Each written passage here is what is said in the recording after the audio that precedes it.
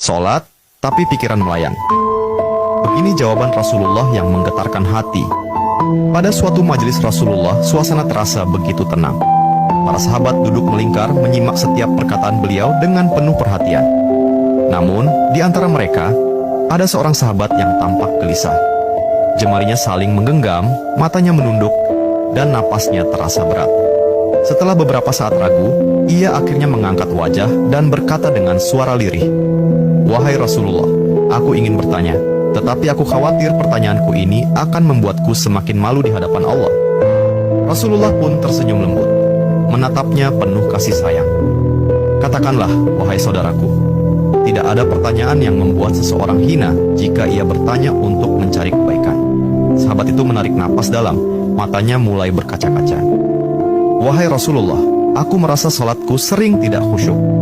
Kadang aku mengingat urusan dunia, kadang pikiranku melayang entah kemana. Aku takut salatku tidak diterima oleh Allah. Apakah dengan salat seperti itu, aku tetap mendapatkan pahala?" Suasana majelis seketika menjadi hening. Para sahabat lainnya ikut menunduk, merasakan kegelisahan yang sama.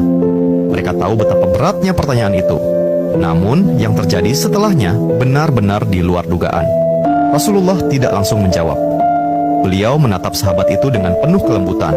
Lalu tiba-tiba air mata mulai membasahi pipi beliau. Para sahabat terkejut. Mereka jarang melihat Rasulullah menangis dalam situasi seperti ini. Dengan suara bergetar, beliau berkata, "Demi zat yang jiwaku berada di tangannya, sungguh setan tidak akan pernah berhenti berusaha mencuri bagian dari sholat seorang hamba hingga ia teralihkan. Tetapi ketahuilah, Allah tetap melihat usahamu." Rasulullah menarik napas dalam, lalu melanjutkan, "Wahai saudaraku, jika engkau meninggalkan salat hanya karena takut tidak khusyuk, maka setan akan menang. Tetapi jika engkau tetap berusaha salat meski pikiranmu teralihkan, ketahuilah bahwa setiap kali engkau berusaha kembali kepada Allah dalam salatmu, saat itulah Allah menyambutmu." Mendengar itu, sahabat tersebut tak mampu menahan tangis. Begitu pula para sahabat lainnya.